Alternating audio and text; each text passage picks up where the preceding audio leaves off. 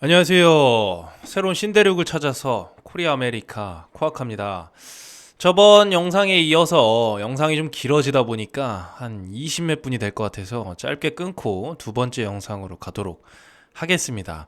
두 번째 이제 규제의 명확성입니다. 2023년에 그 암호화폐 어떻게 될까 그거를 다룬 그 기사였죠. 좀 기억이 안 나시는 분은 제 첫 번째 영상을 보고 와주시면 감사하겠습니다. 2020년에는 암호화폐 시장이 호황을 누리면서 필연적으로 전 세계 규제 당국의 관심을 끌었습니다. 일부 국가에서는 완전한 금지를 제정하여 대응했지만 다른 국가에서는 보다 신중한 전략을 채택하고 빠르게 확장되는 디지털 자산 영역을 모니터링하고 제어하기 위한 규제 프레임워크 개발 프로세스를 시작했습니다. 자, 이게 지금 완전한 금지를 제정하여 대응했다. 자, 이거 역사적으로 제가 항상 좀 역사를 좀 반복을 하는데 결국에는 열리게 돼 있어요. 그게 강대국들의 이제 구한 말에는 강대국들의 이제 침입에 의해서 열렸지만 지금은 이제 그게 아니죠. 정치적, 사회적, 문화적, 경제적으로 언젠간 열리게 되어 있습니다. 지금 구한말 때 쇄국 정책을 펼쳤던 저희 우리나라 그리고 이제 일본 같은 경우에도 한 500년 동안인가요? 400년 동안인가 뭐 나라 자체가 다른 나라와 교역을 하지 않고 닫혀 있었던 시기가 있었다고 제가 얘기를 들은 적이 있는데 바로 그겁니다. 그렇게 닫아 놓다가 일본과 우리나라 그리고 각종 나라들이 결국에는 문을 열고 문호를 개방하고 어떤 교역과 수출이 이루어지고 결국에는 나라에 문을 열 수밖에 없는 그 시기적으로 그때는 방식이 좀 침입이라는 좀 지금 생각하면 좋지 않은 방식이었지만 결국에 열리긴 열렸죠. 근데 이렇게 문을 닫는 나라들이 일부 국가에서 나왔다는 거 역사적으로 반복됩니다. 그렇지만 우리나라가 주의해야 될 게 뭐냐? 이렇게 또 다시 이렇게 막아버리면 분명히 도태됩니다. 그거는 제가 생각하는 바가 그렇기 때문에 역사가 그걸 얘기를 해주고 있죠. 2021년에는 미국 규제 개발, 특히 암호화폐에 대한 SEC의 입장과 관련된 규제 개발이 암호화폐를 둘러싼 글로벌 이야기의 중심이 되었습니다. 그때 그 리플과 SEC의 그 소송전 그것들이 이제 글로벌 이야기의 어떤 중심이 되었죠. 지금 리플이 지금 뭐 세간에는 뭐 한 번에 뭐 5천 원 간다 뭐 말이 많아요. 이 파이 자체가 엄청 크거든요. 리플이 추구하는 시장 파이 자체가.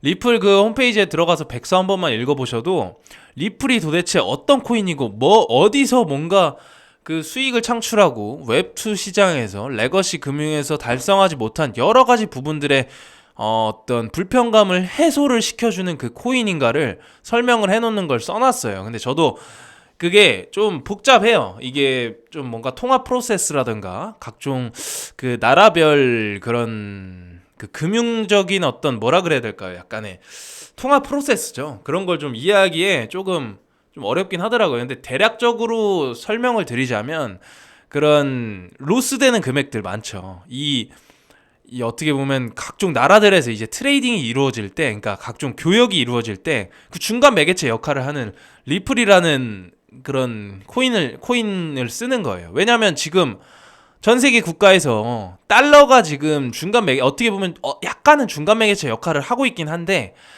이제 한 나라를 대표하는 그런 코인이 저기 화폐잖아요. 어떻게 보면. 그리고 그걸 쓰면 쓸수록 그 나라의 강대성이 자꾸만 커지게 되고 그러다 보니까 뭔가 정말 중립적인 뭔가 그런 부분이 없을까. 왜냐하면 이제는 달러는 무한정 찍어내는 뭐 물론 코인들에도 그런 게 있지만 이게 자기들 맘대로 찍어내는 정말 이제 근본 이체가 폐지되면서 참 신기한 그런 현상이 벌어진 거죠. 예. 그렇기 때문에 이 레거시 금융은 실패했다. 이렇게 보는 겁니다. 그 블록체인 업계에 있는 사람들은요. 암호화폐 규제에 대한 지속적인 논의와 비트코인 ETF 승인 추진으로 인해 업계는 경계심을 갖고 있었습니다. 동시에 암호화폐 채굴 및 거래에 대한 중국의 단속으로 인해 분산화에 관한 상당한 시장 재편성과 대화가 이루어졌습니다. 자, 이제 뭐 중국과의 그런 어떤 견제적인 그런 측면도 상당히 많이 강조가 됐죠. 그거에 대한 뭐 이제 각종 미국의 대응이라던가 우리나라의 그런 대처, 앞으로 암호업계 전반에 대한 한번 흐름을 살펴볼 필요가 있겠습니다. 그리고 제가 잠깐 중국 얘기가 나와서 말인데요.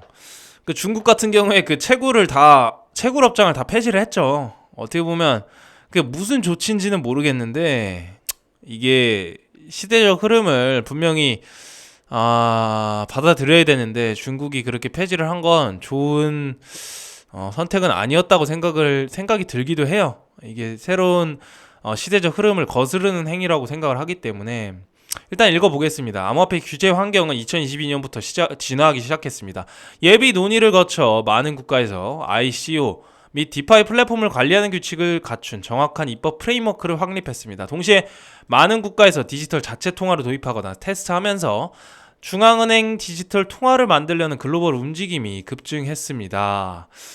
이제 CBDC 같은 경우에는 어떻게 보면은 중앙은행에서 발행하는 디지털 통화입니다. 한마디로 말씀드리면 우리나라 같은 경우에 원화가 있죠. 원화를 이제 디지털 통화로 만들어 버리는 거예요. 아예. 근데 그 과정에서 이제 블록체인이라는 기술이 도입이 돼서 어떻게 보면 새로운 코인은 아니죠. 비트코인 같은 통화는 사실 아닙니다.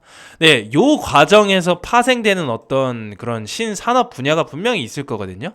분명히 주식이라든가 뭐 어떤 이것과 관련된 코인이 있을 수 있고요, 분명히. 그쪽에서 이제 어떤 가능성을 보신 분이 있다면 투자를 하는 것도 사실 나쁘진 않겠죠. 올해 중요한 발전이 글로벌 암호화폐 환경을 재편했습니다. 예를 들어 태국 증권거래위원회는 디지털 투자를 활성화하고 시장 성장을 촉진하기 위해 ICO와 관련된 소매 투자 제한을 완화할 준비가 되어 있습니다. 이제 이 동남아 시장 쪽, 그 인도네시아 그리고 대만은 동남아로 봐야 되나요? 하여튼 동남아는 아닌 것 같아요. 하여튼 인도네시아, 태국, 미얀마, 베트남, 싱가포르, 인도네시아, 이런데 이런 시장 쪽에서 디지털 통화, 이 암호화폐가 굉장히 급부상하고 있다고 해요. 그거를 한번 주목을 해봐야 됩니다. ICO와 관련 소매 투자 제한을 완화할 준비가 되어 있다고 해요.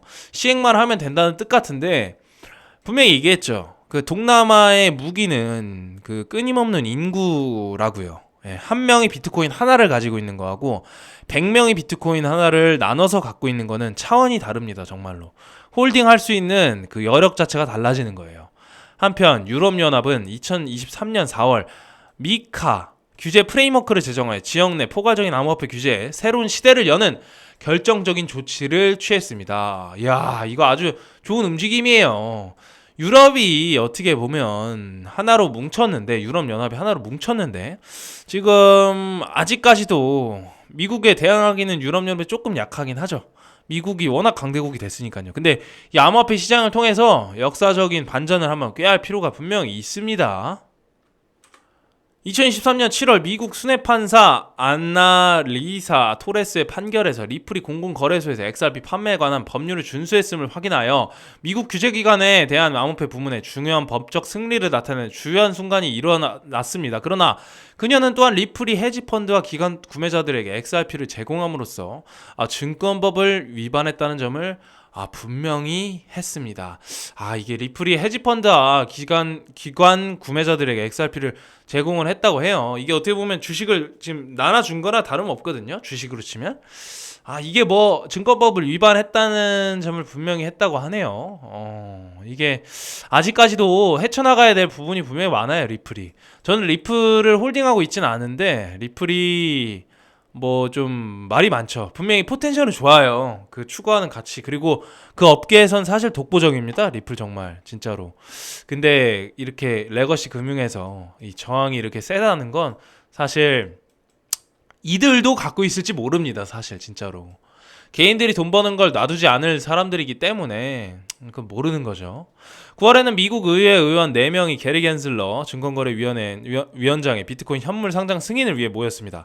이러한 사건이 전개되면서 현물 비트코인 ETF에 대한 기대도 커지고 있습니다. 이 잠재적인 이정표는 보다 명확한 규제 프레임워크를 도입하여 암호화폐 산업과 투자자에게 보다 구조화되고 정의된 궤적을 제공할 수 있다는 전망을 담고 있습니다. 자, 이게 계속해서 아까부터 나오는 단어죠. 비트코인 ETF. 자, 이제 지금 규제가 도입이 된다는 건, 세금이 도입이 된다는 건 어떻게 보면 부정적인 게 아닙니다. 이 레거시 금융에서도 신산업 시장인 블록체인 암호화폐 시장을 정말 열렬히 환영을 한다는 그런 뜻입니다. 자, 이제 제가 좋아하는 어떤 주제가 나왔네요. AI와 웹3의 융합. 웹3와 AI 기술의 융합은 2020년 말부터 암호화폐 환경을 극적으로 변화시키기 시작했습니다. 예측 분석과 AI 기반 알고리즘이 인기를 얻어 기관 및 개인 투자자가 불규칙한 암호화폐 시장에서 데이터 기반 선택을 할 수 있게 되었습니다. 이 기술을 사용하면 시장 분석이 향상되어 투자자가 가격 변동을 예측하고 상승세 전반에 걸쳐 거래 전략을 최대한 활용할 수 있습니다. 근데 이게 악용되면 안 될 텐데요. 그죠? AI를 이용해서 뭐 거래를 해버리고 막 진짜 앞으로는 트레이더들이 없어진다고 하죠. 이게 AI가 트레이더들보다, 기관 트레이더들보다 훨씬 더 현명한 판단들을 내릴 수 있기 때문에 그게 없어진다고 합니다. 웹3와 인공지능의 관계는 2021년에 더 강력해졌습니다. AI 기반 대비 더욱 널리 보급되어 NFT 및 디파이와 같은 분야에서 혁신적인 솔루션을 제공했습니다. 이러한 통합의 결과로 시장은 탄력을 얻었으며 이로 인해 수확량 농업과 NFT 생산 및 생성 및 거래가 더욱 효과적으로 이루어졌습니다. AI 기반 정서 분석 도구도 시장 정서와 추세에 대한 통찰력을 제공하고 정보에 입각한 결정을 내리는 데 도움을 주는 주요한 역할을 했습니다.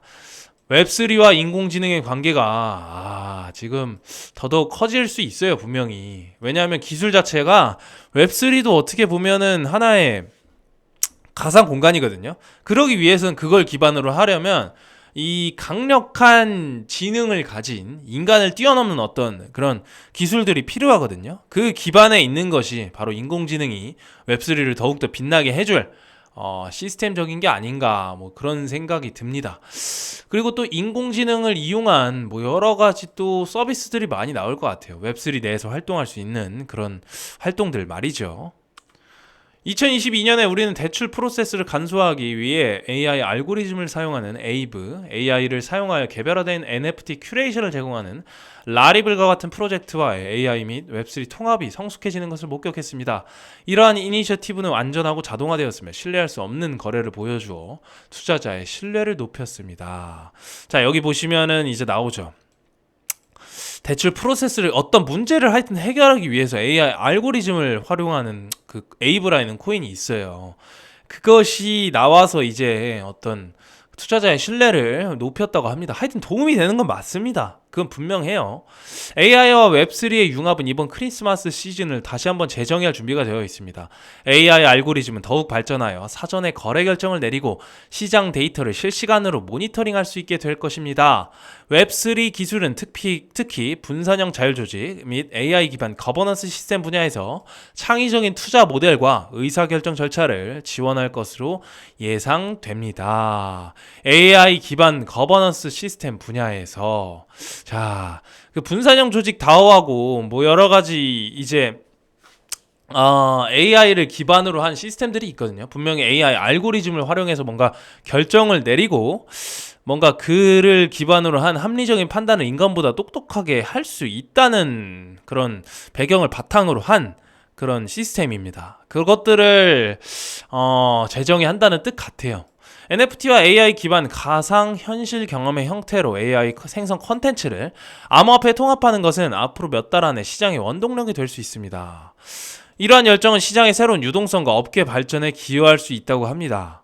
자, 근데 이게 AI 생성 컨텐츠라고 해요. 이게 과연 어떻게 될까? 이게 뭔가 근데 코인 업계에서 사실 모든 게 막 그 코인이 돈이 몰리는 시장이기 때문에 자동화가 되는 건 사실 좀 그렇게 반길 부분은 아니라고 생각이 돼요. 근데 이거를 조금 잘 활용을 한다면, 악용하지만 않는다면 분명히 AI도 알고리즘으로 인해 가지고 분명히 우리 인간이 조금 더 편리한 삶을 살 수 있는 부분은 있거든요. 알고리즘이 이게 엄청나요, 진짜로. 알고리즘 분석이 진짜 그 인간이 그 유튜브 알고리즘 예를 들어 볼게요. 유튜브에서 첫 페이지에 뜨는 알고리즘으로 뜨는 영상들 있잖아요. 그거 엄청나거든요, 진짜로.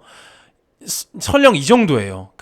제가 스마트폰을 가지고 유튜브를 아직 클릭을 안 했어요. 근데 스마트폰 밖에서 뭔가 내가 관심 있는 분야를 계속 전화 통화로 얘기를 한다던가 친구하고 카톡을 한다던가 그리고 유튜브를 딱 열었는데 갑자기 그 관련 영상이 나오는 거예요. 이게 알고리즘의 힘입니다, 정말.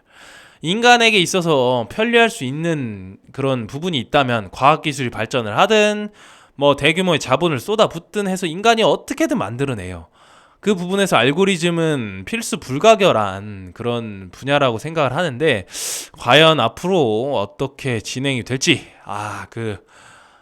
귀추가 궁금해집니다.